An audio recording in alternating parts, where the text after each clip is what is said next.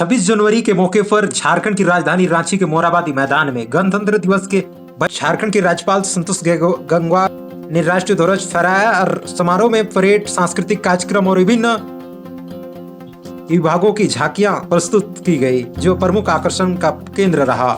इस साल मोरहाबादी मैदान में कुल 12 झांकियां प्रदर्शित की गई, जो झारखंड सरकार की योजनाओं, विकास, शासन सुधारों के साथ साथ राज्य की समृद्ध आदिवासी परंपरा, इतिहास, संस्कृति, पर्यटन और सांस्कृतिक नृत्यों को खूबसूरती से दर्शाया।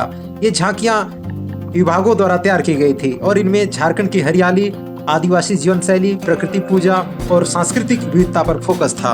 आदिवासी परंपरा और संस्कृति की झलक झांकियों में देखने को मिली।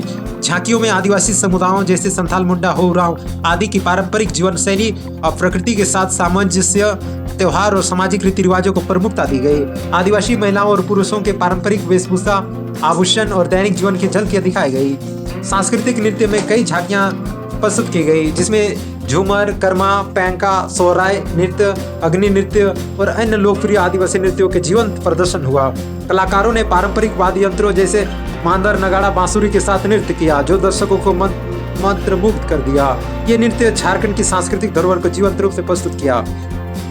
झांकियों में झारखंड के स्वतंत्रता संग्राम में आदिवासियों के योगदान देने वाले भगवान बिरसा मुंडा, सिद्धू कान्हू, तिलका मांझी और तमाम क्रांतिकारियों के इतिहास और शौर्य को दिखाया गया। प्राचीन इतिहास और राज्य गठन की यात्रा को चित्रित किया गया। पर्यटन के कई स्थलों को भी हाईलाइट किया गया, जिसमें पलामू किला की खास झलकियां शामिल थे।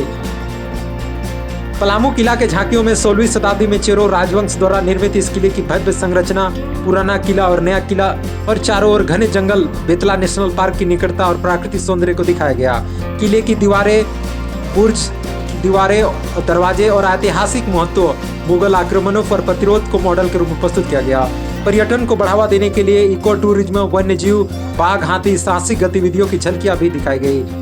और पर्यटन स्थल जैसे रांची का हुंड्रू फॉल्स, जैविक पार्क, देवघर का बैद्यनाथ मंदिर आदि की भी झांकियां शामिल रही।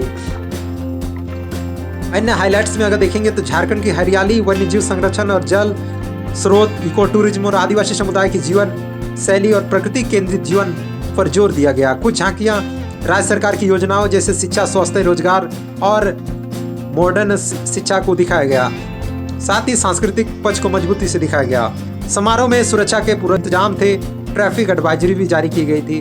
हजारों लोग मौजूद रहे। यह कार्यक्रम झारखंड की सांस्कृतिक समृद्धि और गौरवशाली इतिहास को पूरे उत्साह से मनाने का माध्यम बना, जो एक काफी न कभी चर्चा में और गौरवशाली झारखंड के इतिहास को और झारखंड के वर्तमान विकास को दिखाया गया।